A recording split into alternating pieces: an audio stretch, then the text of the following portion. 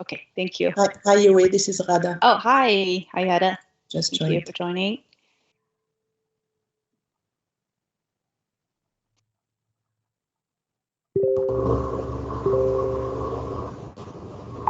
Cool. And also, Hada, will you help record the session, please?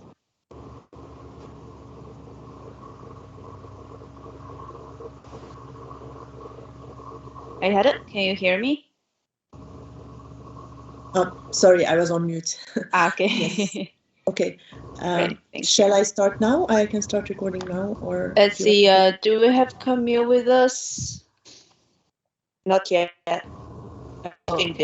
Okay, cool. Right, let's get started then. I think we are having a time stream here as well. Hello. So. Okay, cool. Thank you very much. Great, Hada, if you can help recording, let's get started. Yeah, started now. Great. I don't know. I don't see the notification. Do you see it? I started the recording. Yes, yeah, I see it now. Yeah. Okay. Now I see it now as well. Okay. Okay, great. Thank you, Hada. Great. Hello, good afternoon, everyone. Thanks a lot for joining the first session of our perinatal care educational program, actually. And today we will be addressing the patient safety, which is one of our very important topics of this year. And according to an official publication, patient safety is in the neonatal intensive care unit environment is an under-researched area, but recently get high priorities on the healthcare quality agenda worldwide. And that's why we're addressing it now. As you all know that at GE Healthcare, we continuously do our best to help our customers in every way possible, and at the same time help raise awarenesses of the fact that should be brought to the forefront a little bit more. In order to do that, we're also collaborating with EFCNI, the European Foundation for the Care of Newborn Infants. And today we're very happy to have them with us too to address this topic together. With that being said, let me briefly introduce the speakers of today. I think you can see them on the screen actually. So first of all, we have Silk, the co-founder of EFCNI and the chairwoman of the executive board. Together with Aisling, the senior project manager for maternal and newborn health from EFCNI as well. And then, you know our team, we do have Hada with us, who is our advanced clinical leader, and Camille, who you may know him pretty well already, who's our product manager, and me, myself, who is taking care of the marketing side of the maternal and infant care business. And briefly on the agenda, okay, so that you know what we're going to talk about. First, we're going to have our guests talking about our partnership and the Zero Separation campaign to discuss about the patient safety from parent and baby perspective. And then from us, we're going to discuss what's happening there actually, and why does it happen, what we can do or should do about it according to the published articles and studies. And last but not least, of course, how do we answer them with GE's solution? Or let's say, like, how our solution tackle the patient safety challenges. So feel free to type your questions in the chat if there's any. And then I'll be happy to hand it over to Silk. Welcome, Silk, and the floor is yours. Yeah, thank you very much for inviting us and giving us the opportunity to share with you what we have already achieved with GE and who is also EFCNI. So who is sharing the slides? Is it I am. You are. Okay, yes. Then we could start already. Yeah. You see the screen well? Okay. No, I also can't see it, Yue. Oh, can everybody else see? No? Yeah, we cannot see the slides, Yue, not yet. Not yet. Ah, okay. Let me do that again. I think it jumped off. So you didn't see my screen the whole time? No, we were listening to you. Okay. Cool, let me share that again. Yes, it's coming. Yep, you see now? Yes. Okay, cool. So these are the slides that you have just missed, just for your information. I can't. And still no? Wait. I can't see it. I see only your face, you, Aisling, and Ilkadi or Kada. Weird. I see your page on YouTube here. Yeah, so it's supposed to be the right page. Wait a second. You see now the slides? I see EFCNI slide, yes. Okay, cool. Can you see that too, Seal? I see nothing at the moment. I don't know what happened. Yes, I can see it, EFCNI. Okay, so I think we are able to see this, but not on your side, Seal can initially. I can see it. Oh, You can okay. see it. Okay, and I have a technical issue then. How to solve this? Maybe I leave and come back in a second. Okay, sure. Yes, I think that might work. Cool.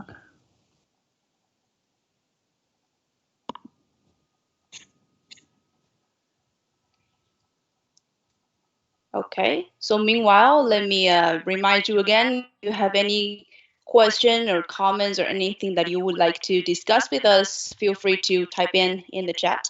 And if you're not talking, please remain unmuted as well. Thank you very much.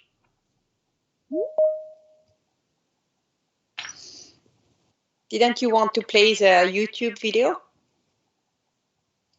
Yeah, I can do it now. Eventually. Oh, but Silke might be back. Yeah.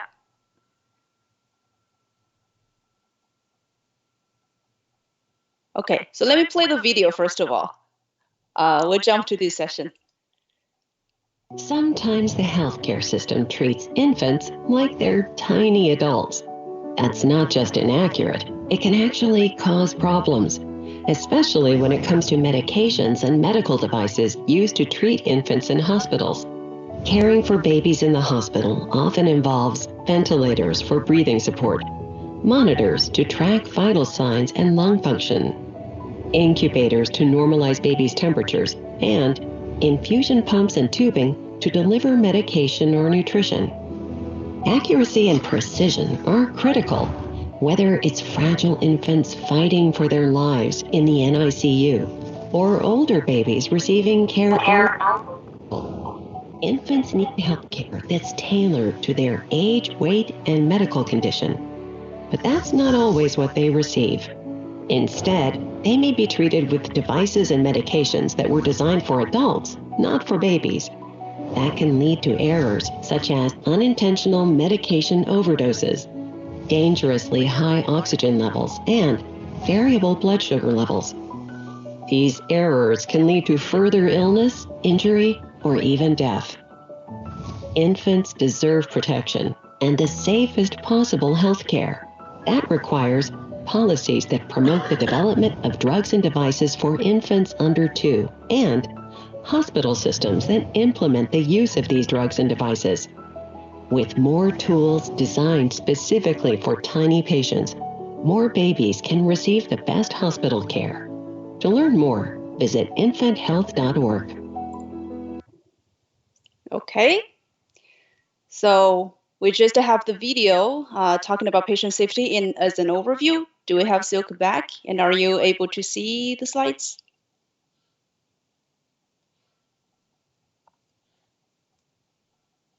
Can everybody hear me?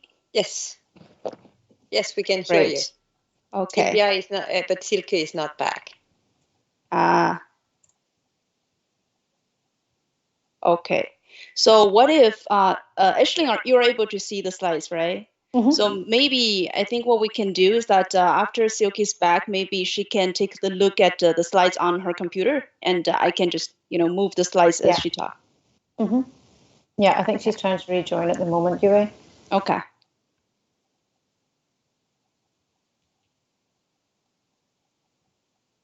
Sorry for the tech issue.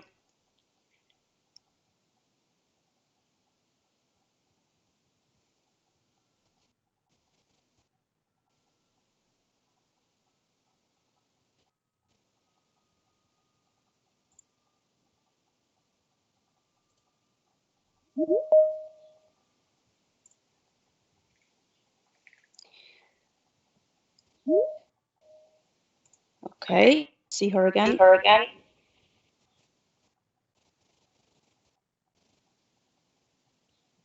Yes, Silk, are you able to see? No, thank you. Okay. Totally. No, it's okay. So what we can do is that you can take a look at your slides on your computer, and then you just let me know when to switch. Next slide. Okay, Yes. super. Yeah, so apologize for the delay. So now we rush. Yeah, I would like to introduce you to EFCNI. Maybe some of you have already heard about it. Next slide, please. Our organization is the first pan-European organization to represent the interest of the babies born preterm or sick or also too small. And in the meanwhile, EFCNI has developed also a global network called GLANCE, but this comes also later, what Aisling will present, what we are doing with the global initiative.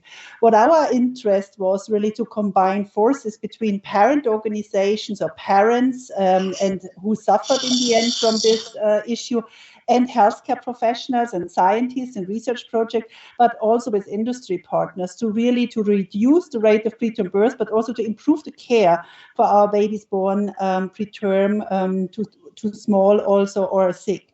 And to really ensure that this can happen, we really want to look into a whole perspective of how can you prevent, so the time in pregnancy or girls' health, what can we do in NICU, in the time of the NICU, and also for a long term, because our children leave the NICUs and later, like my son becomes 25 years in 2 weeks, are becoming young adults. So what needs to be done?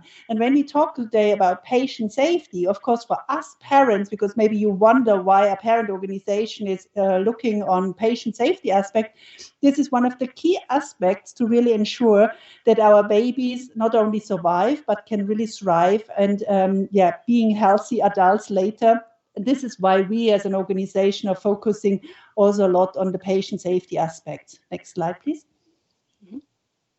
What I mentioned before is that the idea of EFCNI was to combine forces was really a big strategy. And in 2008, as we founded EFCNI, it was not really a common issue that corporate partners like UGE and we as a patient organization or healthcare professionals really work hand in hand, like you see here with these puzzles, that they work hand in hand together. It was also not seen very nicely in the beginning, where people didn't like that we collaborate with industry partners as a patient organization, but we really started this idea of really working hand in hand with all the stakeholders around of our babies, of our families and interests, and also healthcare professionals, because we need industry partners, we need products, we need in the end solutions to ensure in the end a healthy start in life, and patient safety is one of the key aspects here. And what is also very important, and this was why we founded also World Prematurity Day, what I will tell you later more about, is to really need media and marketing to transport the message to the public, to everyone who needs to be informed about how to prevent in the end preterm birth, how to ensure a healthy start in life. Next slide, please. Mm-hmm.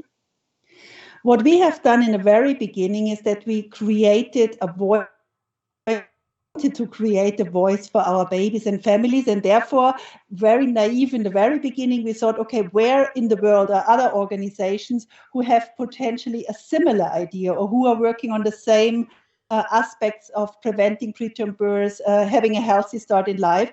And then we searched about other organizations in other countries, of course, in other languages. So it was quite a tricky issue to identify our parent organizations across Europe. And therefore, this is the first picture you see here, where we were a bench of engaged parents who wanted to change the world for our babies and families. And the other one, you see a picture where already your colleagues from GE joined us, where we normally meet once a year, and hopefully this year in May again, and develop in this meeting ideas of how can we change in the end, how can we make sustainable changes, and one of them is patient safety, but also infant and family-centered care, and many other aspects, what we want to do, what we want to change. And you see here some numbers. We have over 100 national parent organizations in the meanwhile, a lot of collaborations with healthcare professional societies. We work with global but also European healthcare societies, and we also and we have here an arrow. So we have in the I can't see it. We have over 100 national healthcare societies we are collaborating in the meanwhile. And we also joined G7 preparation meetings to bring maternal and newborn health really on the agenda. Next slide, please. So working together on a global area was, of course, when we just were one or two women show a big challenge. But in the meanwhile, we can reach, of course, a lot of people all over the world. And one of our big success stories is, of course, World Prematurity Day, where you already celebrated as GE several years now with us, with our national partners, to give these babies and the families, and finally also the healthcare professional, a voice, because we are the biggest child patient group, but we had before 2008 not really a voice. In some countries, there were some strong organizations like in the UK or in the US, but in the majority of our national communities, there were really a voice of prematurity, and especially not on a global level. So in the meanwhile, we collaborate with a lot of global members, with WHO and UNICEF, and really try to implement these ideas of working together to improve the care, to make standards, guidelines in line with the interest of the baby and the families on a global level. And you see here also some numbers with whom we are working in the meanwhile and how many people we reach. So I can tell you that in the meanwhile, more than 4 billion people we reach every year with World Prematurity Day. So it's not a small organization anymore.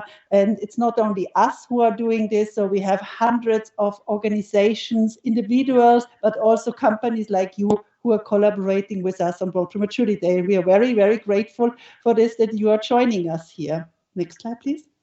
Mm-hmm. One of the big projects and achievements we have done in the last years were to develop European standards of care for newborn health. And I'm not sure who have attended already one of my presentations. And here we had really the idea of how can we ensure that every baby born across the European community has the same chance not only to survive, but to really survive as healthy as possible and have finally a healthy life. And it's not only an issue of emotions for us parents, it's a cost-intense issue when a baby is born premature and finally survive, and how the baby survive.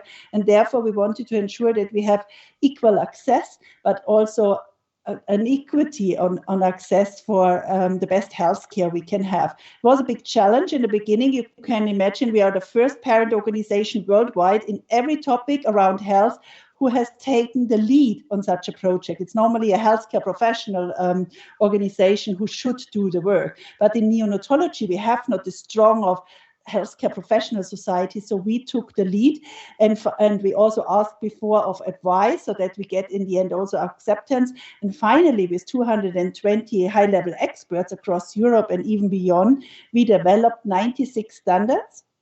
And the standards are now finalized and are in a revision process at the moment, but they were launched in 2018 in the European Parliament, and we got the support of 170 international organizations for the standards. And you find here the website and can have a look on it. At the moment, we are already on the last point, so we are in the national implementation processes, and we also have the life cycle processes at the moment to see always the up-to-date standards we can provide. What you see here as a cycle, these are the standard topics. These are not the standard per se. When you go into on our website and into the standard area, you will see guidelines or standards where they are very complex. So finally, the whole document would have, when you print it, more than 800 pages. So you see advice, you see references, you see indicators also to implement, and a whole bench of support how to implement the standards into practice. And we have already a couple of countries who are working hard, like Italy or Ukraine or Portugal, hard in the implementation process, even have translated the 800 pages into their national language. Next slide, please. What we are doing to push the things forward is to put this 96 standards, where we have a lot of patient safety aspects inside, like resuscitation, of course, when a baby survives, resuscitation, stabilization. We also have for jaundice, the phototherapy. We have aspects on thermoregulation, the family-centered care aspects, of course. And you find here even an own bubble on patient safety in October, because there's the Patient Safety Day, where we want to put this into account in our communication of the standard project. And please, if I hopefully have a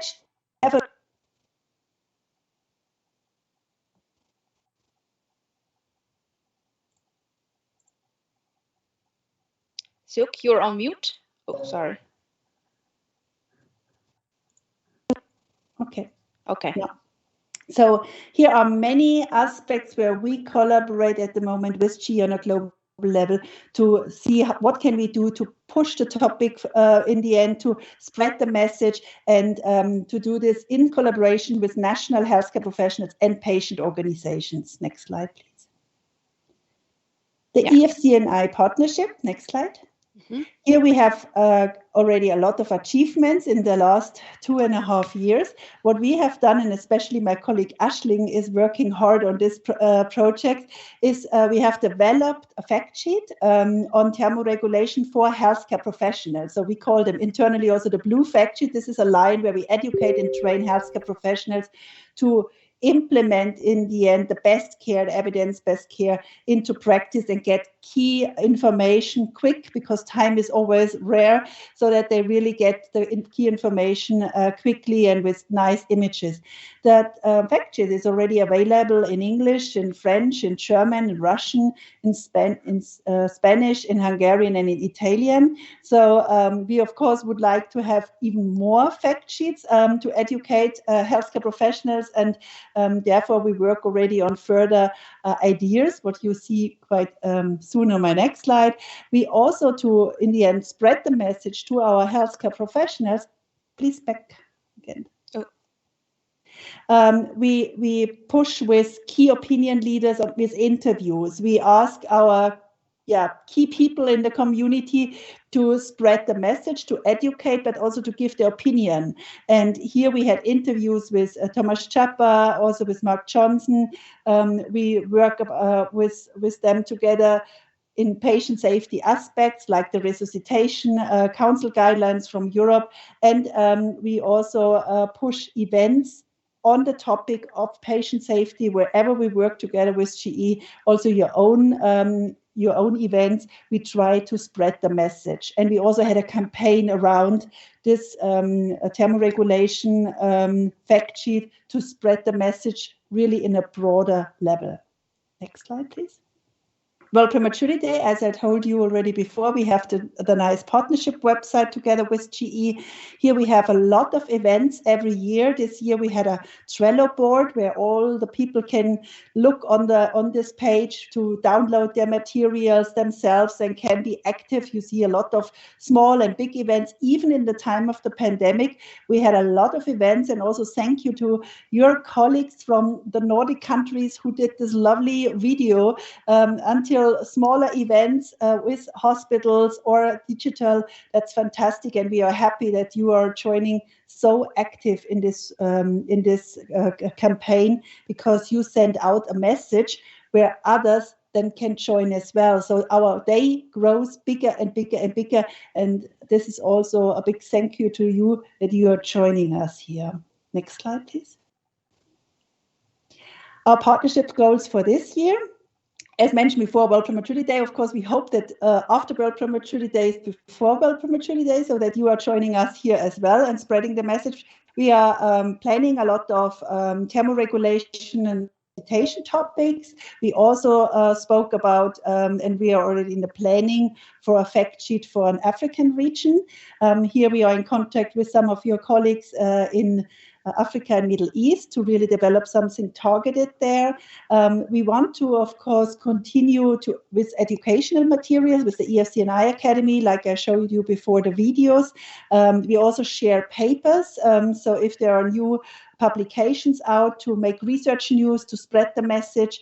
We want to expand our topics in neurodevelopment, in home care, in phototherapy, and of course the whole bench of patient safety.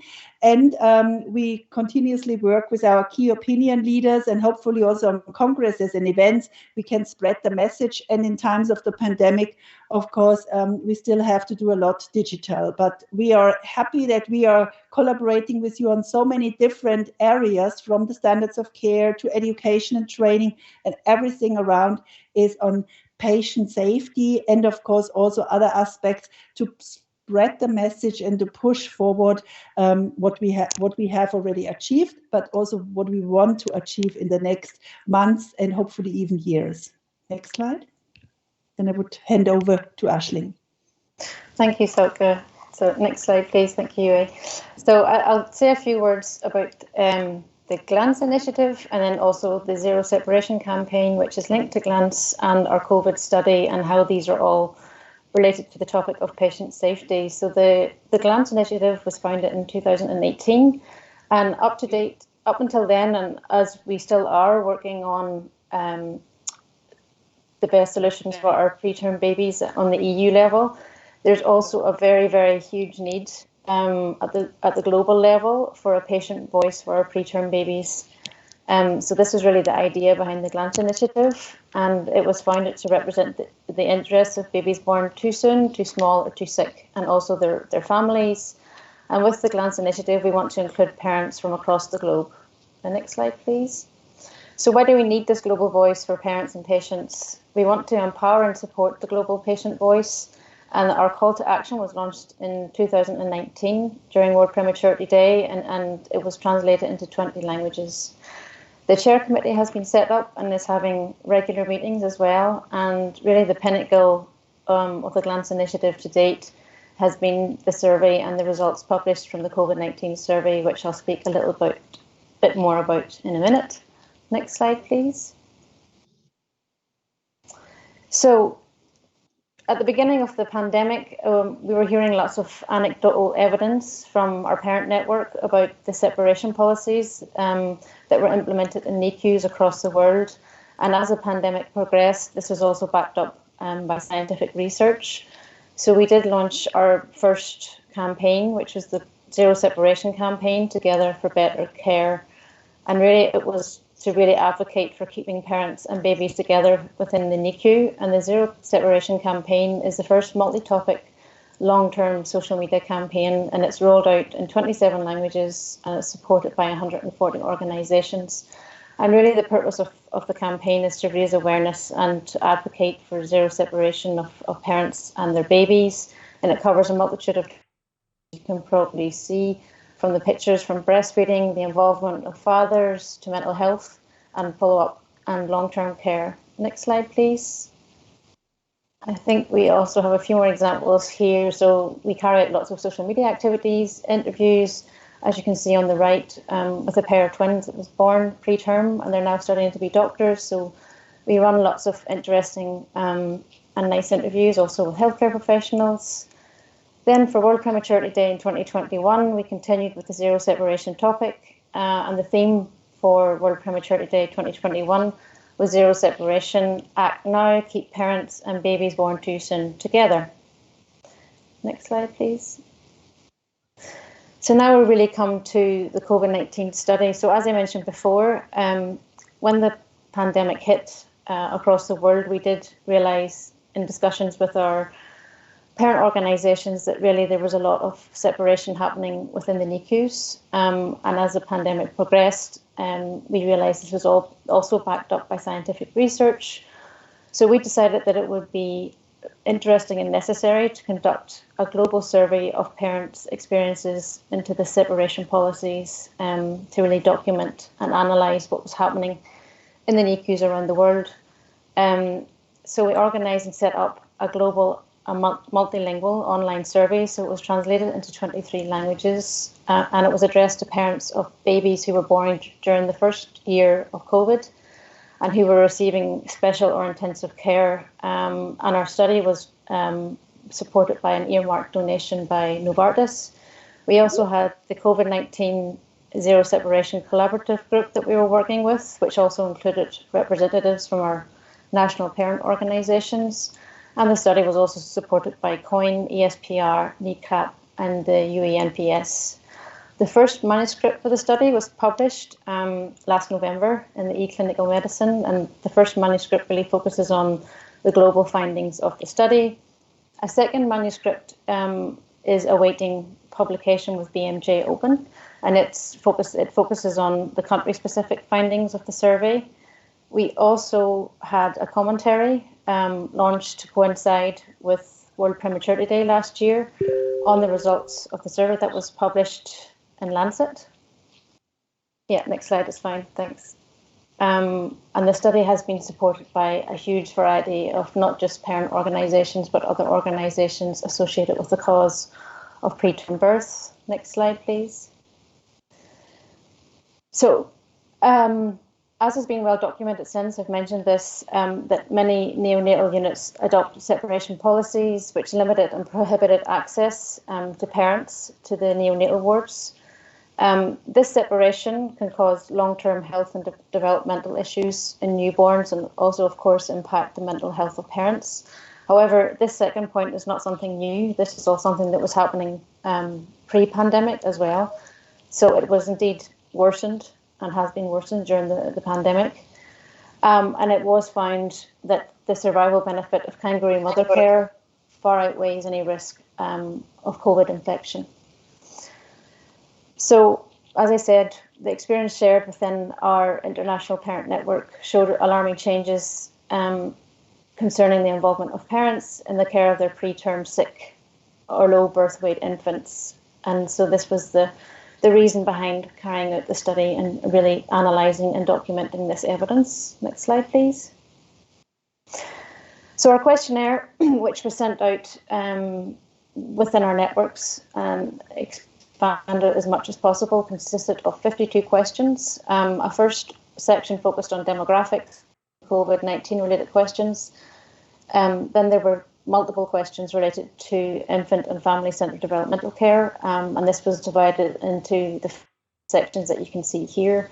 It's prenatal care and birth, parental presence and skin-to-skin, infant nutrition and breastfeeding, communication and health information, and mental health and support. Next slide, please. Altogether, we had 2,103 participants to survey from 56 countries, and the full project report, just back please. The full project report includes the results and 30 country overviews, and the full report that was published to coincide with World Prematurity Day last year, and Silke and my colleague Johanna Kostenser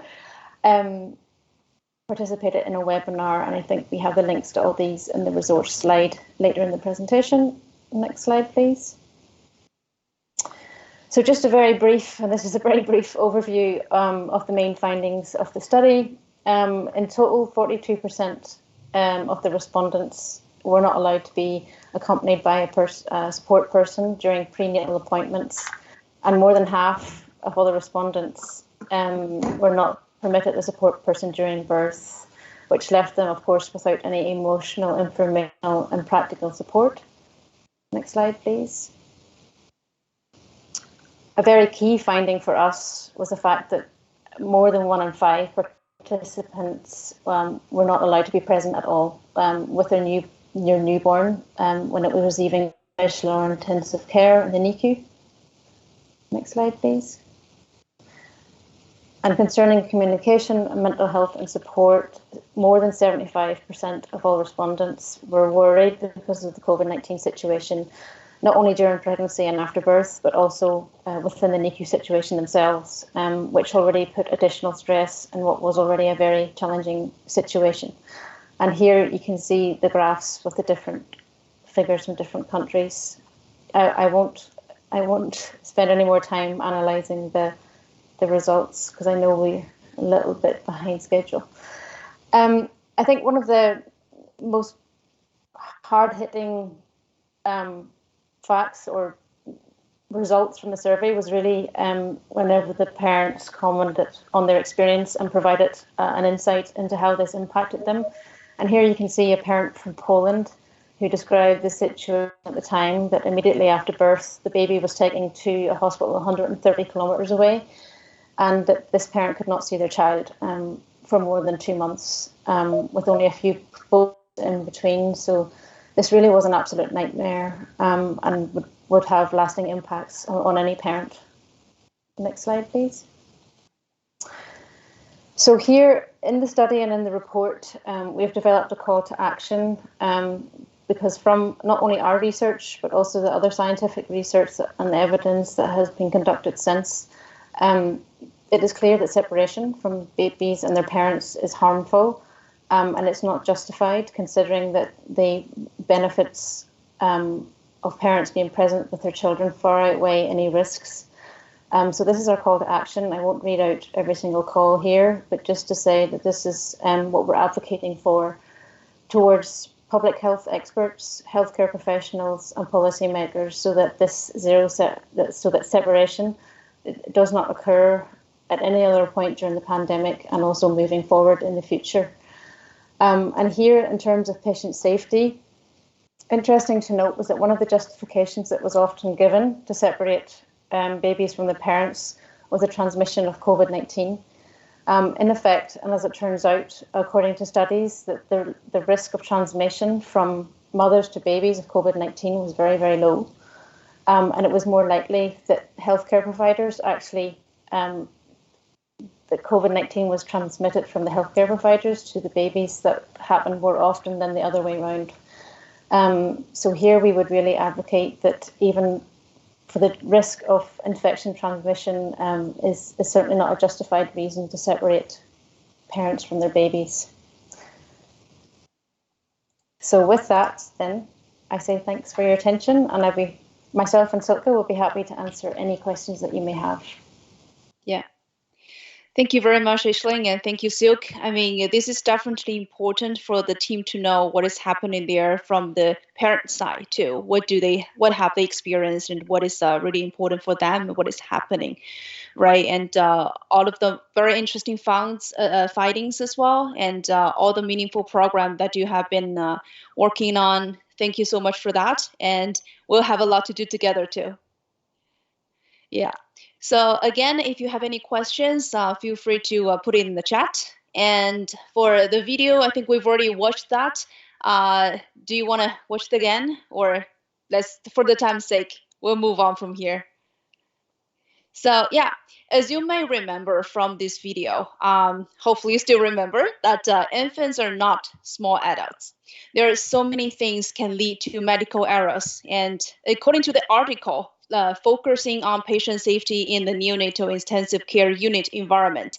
According to this article, there is the saying like the NICU's multidisciplinary care characteristic, which also can cause error or risks, are firstly, continuous growth and complexity of clinical workload. Secondly, reliance on the technology. And thirdly, the centralization of specialized services, which means a lack of capacity or specialties on each department or procedure. With that being said, what is really happening there in NICU? Some data and numbers that you can see on the screen as an overview.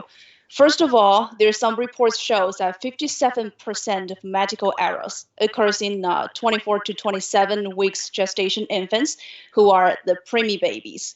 At the same time, we also see there are also reported 600 to 600 newborn falls per year in the U.S. But not only in the U.S., we also see like almost 250 cases of baby falls or near baby falls is there in the UK over a year in different departments too. So baby falls are really happening, or there are risk of baby falls. Another thing that we have noticed is that there are adverse events occur at a rate of 74 events per every 100 patients, which is really high number there.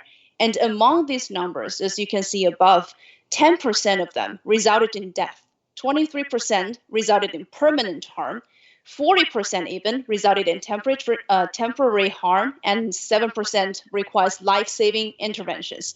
And among all of this, also 28% of the adverse events is nosocomial infections. But however, with all these numbers being showing here, do you know that 56% of the events could have been prevented? And that's exactly why we're taking this into consideration and we're solving the problems for our customers. So with this being said, Hede will give us more detail with clinical findings. Then I'll pass it over to Hede. Okay, thank you, Yue. We'll zoom more into the patient safety here. And as Yue said, so there's a lot of workload in the NICU. There's a lot of chance for error, and there's a lot of risk happening. So let's talk more about some definitions here, just to make it more clear to everyone. So patient safety. So when we talk about patient safety, it's the freedom from accidental injury. And our goal is always to minimize the likelihood of errors and to maximize the likelihood of preventing them. Now, medical errors happen due to failure of the planned action, whether it's a treatment, any intervention that we plan to do, or sometimes because of using a wrong plan of action to achieve this treatment that we are planning. These medical errors are usually discovered when we have adverse events. So the adverse events is what we have, or the harm that occurs, and the injuries that result from a medical intervention, or sometimes from the lack of this medical intervention. So this is when we have adverse events. So not all errors lead to adverse events. Sometimes some errors don't get discovered because actually we don't have any results or any harm that happen later. And at the same time, not all adverse events are from medical errors. So it can occur from something else, from the patient condition sometimes. So it can happen this way as well. So it can cause, as Yue showed you with the statistics, it can cause morbidity, but it can also cause death. So the consequences can be very serious. So who is blamed for the medical errors? The traditional approach before was to identify the individual, the person, or the group of people that were involved or that were responsible for this error, and then to take punitive actions against those people, or legal actions sometimes, depending on what really happened regarding this error. So errors usually occur from not a mistake of a single, usually occur from multiple factors. So when thinking about a reason why this error occurs, most of the time it's related to several factors in the overall system. So sometimes it's related to the working conditions, and maybe there was too much work overload, and also taking into consideration the human factors that humans sometimes have, they sometimes forget, sometimes they are really tired. So this is something that can actually happen. And of course, the organizational culture. So all of these can be factors, and most of the time it's the combined factors that can cause these errors. And blaming individuals will actually prevent the identification of the reasons for this error. So usually a whole evaluation of the whole situation must be made. And this is actually according to the recommendation of safety experts, where a system approach should be taken here in order to evaluate and able to identify what can be the reason for this error and how to prevent it. Next slide, please, Yue. So what is happening in the NICU? So we saw a lot of errors happening in the NICU. And what are the reasons, or what are the domains of error in the NICU? Of course, it can happen because of several reasons. So what you see here on the left are several domains that can actually occur. One of them is nosocomial infection, and it was already mentioned now, and it's the hospital-acquired infections. And later on with Camille, we will talk about the GE solution and what are we doing in order to tackle this and in order to try to prevent or to support the clinicians to avoid such errors. But so this is one of the domains. Something else is patient misidentification, where sometimes, for example, a patient might be given a treatment while in fact it's not meant to be for this patient, it's meant to be for another patient, and this happened because of a misidentification of the baby or of the patient. Errors can happen during resuscitation as well, during the resuscitation procedure, whether it is in the process itself or whether because of time. And remember that resuscitation is an emergency procedure most of the time, so, or all of the time. So during emergency where all the staff are really busy with making sure everything happens on time and progressing with all the resuscitation steps, some errors can happen, even some medication errors can happen during that time. And just to point out here too, for example, how do we connect this to one of our GE solutions when we think about the Panda Warmer, for example, with all of its features integrated, with all of the equipment already integrated and available. This gives the chance for the user or for the clinician to focus actually on the baby and to focus on the procedure rather than focus on the equipment and whether it's working or whether we need to add a monitor or whether we need to add anything else. Family-centered care, which is a very positive thing, of course, but we're having it here because even family-centered care can be a risk, especially are also available or are also present in the NICU. They are also having or doing interventions to their baby. They are participating with the care. So there is also a chance of error that can happen during that time. Respiratory care and ventilator use. Of course, this is also something that can be a risk, especially with ventilator settings. Alarm fatigue, and this topic is also of great importance, especially when we have so many alarms in the NICU, and some of them are significant, some of them are not significant, and because of this, sometimes the significant alarms might be missed, especially with all the noise around and all the alarmings. So with that, we will focus more on that. We will talk more about it and how to tackle this problem of alarm fatigue with regards to the GE solution. Patient care in general, but also in particular, or an example is temperature management, especially when we want to set up the right temperature for the baby inside the incubator. So think of that. Think of, for example, setting a completely not appropriate temperature inappropriate temperature for the baby inside the incubator. This is also some kind of error which can be also causing very serious consequences because, as you know, hypothermia or hyperthermia both can cause very serious consequences and results in the newborns and particularly in the preterm babies. Equipment delivery and device failure. And this can be related to any problem with regards to the equipment. One example probably can be a breaking in the door of an incubator where it can cause the baby to fall, for example, or, for example, an error in the infusion pump that can lead to infuse a wrong rate of a medication to the baby. So this is also a great risk. Other domains are medications and drugs. Some mistakes or some errors in the dosages, especially for babies, because babies are so small, and in the NICU medications are calculated according to the weight of the babies, and the dose is so small that sometimes there's a doubt with the number of zeros or the number of decimals that are there. So some mistakes and errors actually do happen in the domain of medications. It can happen as well with regards to feeding, to invasive procedures, and other treatments. So because infant falls is a very important aspect of patient safety, so we will talk a little bit more about it.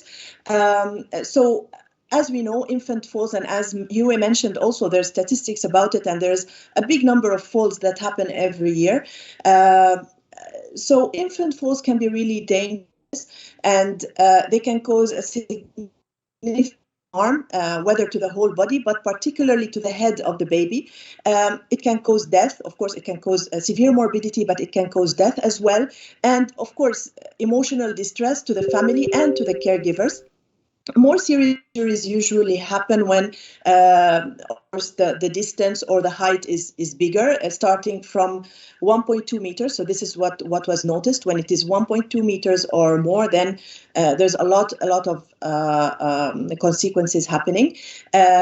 And the rate is big. So I think we mentioned this in the beginning, and we have approximately 1.6 between 1.6 to 5.9 per 10,000 births, or this statistics is for USA.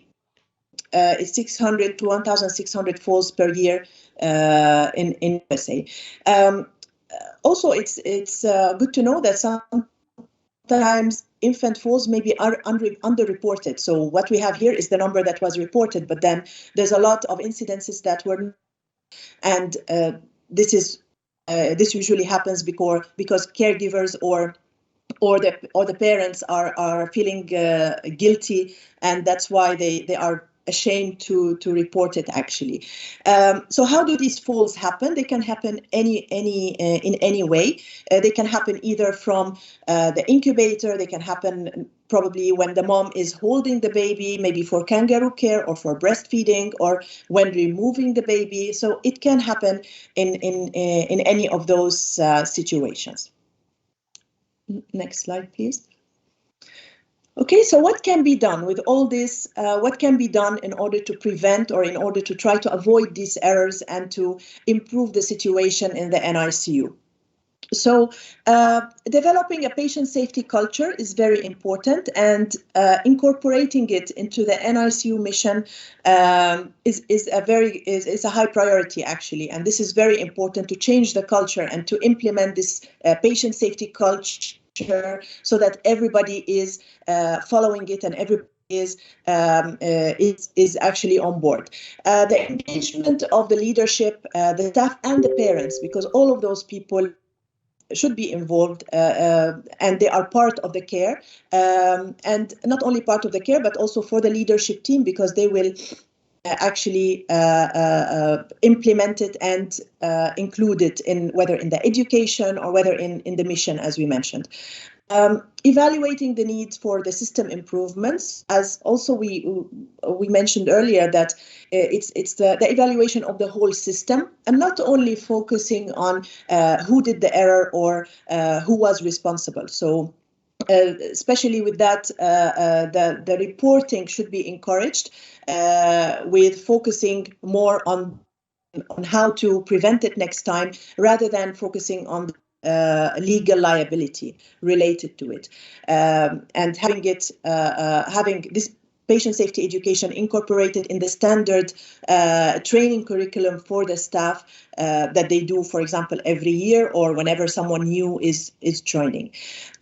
Using as well to have technological driven implementations, these also are needed. So using technology and using devices or solutions that are actually encouraging patient safety, designs of I can mention here the design of the incubator that can actually promote patient safety as well. With regards, I will give you an example here just so more clear.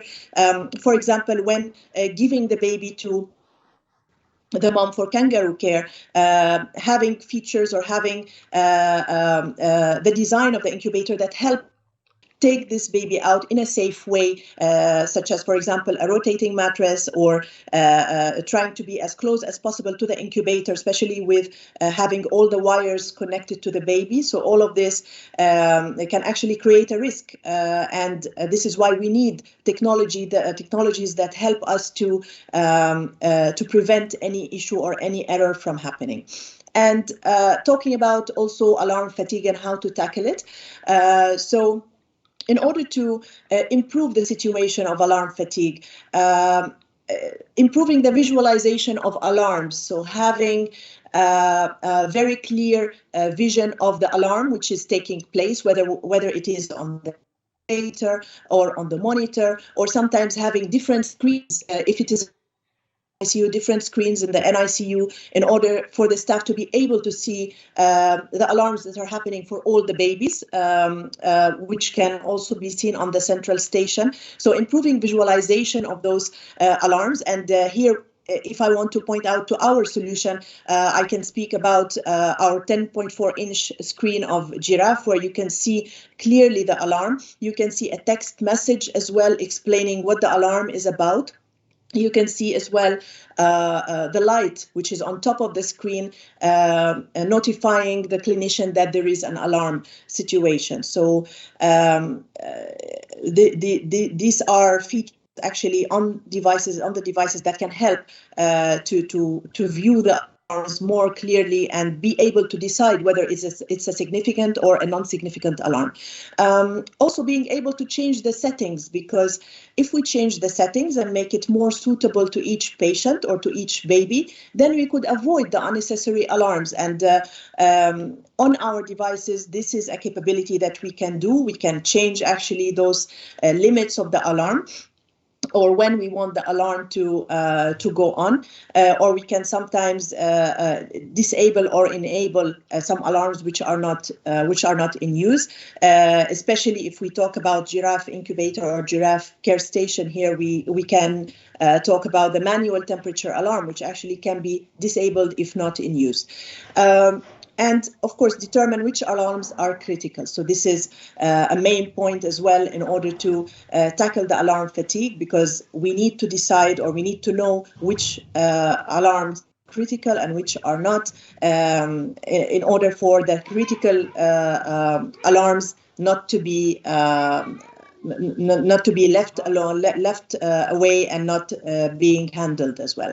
So it can be a bradycardia, it can be a serious condition that the baby is having, and it could get neglected because of the too many alarms that are in place.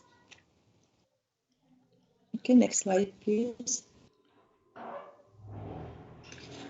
Okay, so what can be done as well with regards to patient falls? So I will mention here some recommendations or some points to tackle this issue, and those are derived from two papers. Actually, one of them is the Joint Commission. So these are recommendations from the Joint. And this is an organization that globally drives patient safety and improved quality of care in healthcare in particular. And of course, they have standards as well. And in some parts of the world, they are always hospitals always aim to get accreditation from the Joint Commission. So some of those recommendations are taken from the paper on how to prevent patient falls, and the other one is an organization on patient safety that actually deal with patient safety and improving healthcare as well, and it's called Vizient organization. So what you see here on the screen, these recommendations come from those two organizations, and a lot of hospitals are members actually in Vizient. So this is a USA-based organization, and this organization helps them to lead healthcare, or to provide healthcare or provide services for the patients with the least possible errors and with increased levels of patient safety. So those recommendations. So develop a staff competency checklist. And while talking about these recommendations, I will also point out what have we done in order from GE in order to comply, or in order to also provide this patient safety for our babies. So develop a staff competency checklist, and this checklist is usually for the training of the staff. And if you notice that lately with our different design of the latches and of the portholes, we have provided actually a new competency checklist that involves points about patient safety. So this is now available. Ensure that staff are educated to use the bed maneuvering handles, not the bedside panels. And this is also a very important point because we also talk about it during our education on our devices. And also we have a signage on our Panda warmers, for example, to notify or to alarm the user not to use the side rails or the sides of the Panda warmer in order to push it, because it happened many times that breakage of the device happened because the clinicians were using those sides instead of the handles that are meant to push the device. Incorporate safety checks of the incubators and warmers into the existing grounding processes. So those safety checks are also a must. And an example of what we have done at GE is our safety videos. So we have many safety videos now available, whether related to the Panda warmer, giraffe warmer, and also now recently to the giraffe care station on how to do these safety checks before having the baby inside the device, and even regularly as well checking the device. Display the signage that prompts the staff and parents to check that the lock on the incubator or warmer side or the porthole has engaged. So this is exactly what we have added as well now, those signages on the devices that we have as well. And Camille will show you as well with pictures later on with his slides. Report equipment safety issues to the FDA and manufacturers. And finally, encourage manufacturers to address safety issues that are associated with the design, the use, and the breakage of infant incubators and warmers. So that's what we are doing now. We actually address this patient safety issue, and this is why we have done the changes on the incubators, on the latches, and the portholes. Okay, thank you. Thank you. So with that, I will hand it over to Camille for the GE solution. I think first you were, but you were on mute. Oh, yeah, sorry. Yeah. So, right, let's get into the GE solution to tackle all the challenges that has been mentioned above. First of all, we would like to ensure safety before the danger happens. This is what we're trying to do here. And from three main perspectives here, as you can see. If you still remember that I put the sentence here again, the NICU's multidisciplinary care characteristics, you will actually notice that we are able to answer them and help our customers with all of them, with our related solutions. So first of all, just to remind you, our enhanced product design to support the better care, to better caregiver and also parents-baby interactions. With this being said, coming from us, the new latches design in the giraffe care station, which meets every recommendations as Hada has mentioned, and the human factors that we already have supported devices design. And secondly, we have the unique technology to minimize the opportunities for cross-contamination, including like the features with giraffe care station and shuttle, and the upcoming cleaning and disinfection remediations. Last but not least, we also have our giraffe care station and shuttle are also helping with optimizing the caregiver's workflow that help reduce the clinical workload. So with that being said, we are really able to tackle all the challenges, all the risks that our customers are having there in NICU environment specifically. So please make sure that you are clear about what we're capable of and what we can tell the customers when it comes to patient safety in every way possible. So then I will pass it to Camille to leverage a little bit more detail on those three pillars. Thank you, Yuva. So I need to be fast, I see. 1 minute for one slide, yes? Okay, so first of all, about some numbers. So as you who are handling with the incubators, usually you are seeing this different standards numbers in the end of the manual or in the end of the brochure. So we as a company, we have to, and we are trying to follow all these standards, as you can see, like international one, this EN, which is mentioning about the, for example, continuously powering the incubator during the transport. That's why we are using the shuttle. About the noise level, that's why we introduced like 3-4 years ago the noise low noise fan. So we are trying to develop our safety feature for the babies, but also we need all this organization which are setting the standards. That's why also sometimes you can see that we must do some field action to follow these guidelines. Simple thing like, for example, the Navi certification for scale. We are following this, knowing that not all competition are doing this. So that's why sometimes you can maybe feel the people who are in a sales that we are doing a lot of changes, but we are somehow pushed to follow the standards. That's why it's happened, and it's happened continuously for us. So it's not like a one change. We need to monitor this, and we need to follow the changes.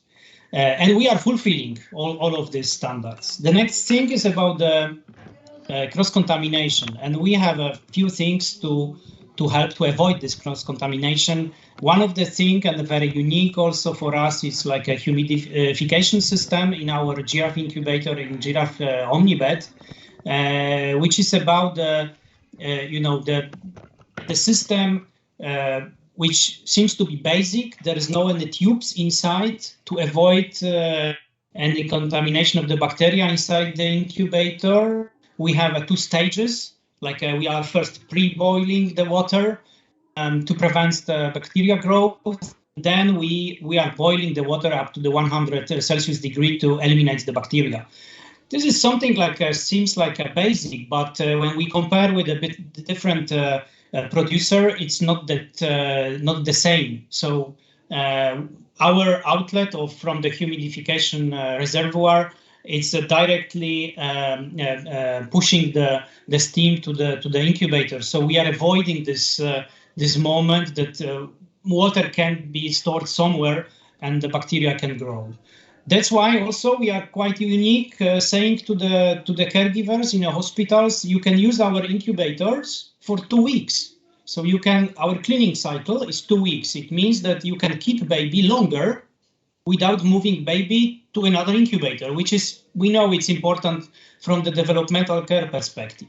So this is something which we are giving to the caregivers to help them with the cross-contamination. The next one is also very, very important and very unique. So usually when you are thinking about the transport, you can think that you have the baby half kilogram, and you need to transfer baby from one room to another, to examination room, to operational room, which is not that easy for the small half kilogram baby. It's a big event for such a baby. And what are doing the rest of the world, what they are doing, they are taking this baby and they are putting this baby to the transport incubator. And we are doing something different. For those who are selling our system, you know this, but for those who are maybe not very familiar, we are saying, why to take a baby from the incubator? Let's bring the full incubator with the baby. That's why we developed the Giraffe Shuttle. Yeah, so we connect the shuttle to the incubator, and then we can move together with the baby somewhere in the hospital. We are eliminating this transition. There is a lot of elimination. We are eliminating the medical interruption. There is a lot of cables, tubes. You can always do some mistake with this. So we are eliminating this. We are actually improving the clinical outcome by 15%. And of course, we are reducing the stress of the baby. The next one, please.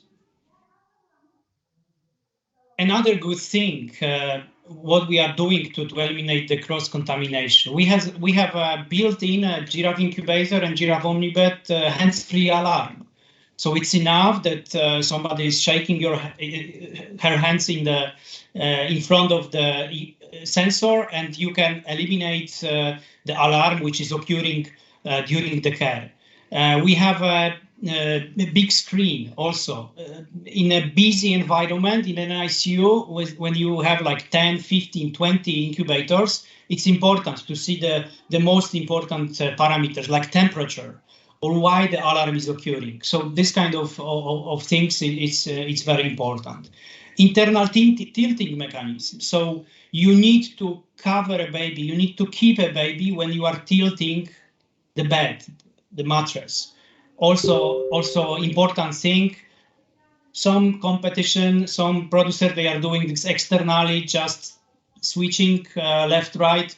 We are doing in a different way, also to support the baby, to give a more, let's say, confidence to the baby. The next one, please. The last thing which we already starting to implement in our incubator and giraffe omnibeds, and now the production which we are which is running in our factory, it's already keeping all the incubators and omnibed in the new latches. So this is something which we Rada and you mentioned about this. There is a big issue with the newborn falls from the incubators. We did something to prevent this. So we redesigned our porthole latches and bedside latches to improve the quality. We implement a special safety catch, not to prevent and not to allow that the wall will be pushed by baby and fall down and then open the wall in the incubator. So I would like to say more things about this because I feel it's important. The next slide, please. So this is, as you can see, on the left side, in the past we had this kind of latch mechanism. So you see this red, when the red tab was visible, it means it meant that the wall is open. But it's happened sometimes that maybe under the cover of the incubator, somebody haven't seen this. And then it was possible that the baby with a push can open the wall. That's why what you can see on the right side, we implemented the special safety latches, and there is an additional mechanism to prevent the wall from falling open. It's very like a basic, but it's prevent totally baby to fall down, because the wall will never open without our intention. So this is something which fundamentally changed the safety of the baby inside the incubator. The same or similar story, we did it with the porthole latches. On the left side, you see we had this like a button style latch, and we changed this for the knob style latch. So you need to, on the right side, you need to rotate left or right to close and open the porthole. So it's not anymore possible to do it without the intention. You need to turn this to open or to close the porthole latches. So it's very hard to make it a mistake. Another thing, we are thinking also about the parents inside the NICU and the caregivers who are all the time securing and helping the babies. We call it like a humanization. What does it mean? Our incubators, the omnibed, is specially designed for a kangaroo care. So, but we are saying there is no only like a special button to press kangaroo care. We have a rotating mattress. You can lower our bed that the mother can very comfortably sit on the chair. We have a push-through drawer. It means she can put her knees under the bed, be close to the baby. We have a family-friendly attempts on the screen. It's not anymore that it's like a busy screen with a lot of numbers, alarms. There is, as you can see on the left, we have a very nice family-friendly screens on our sophisticated medical equipment.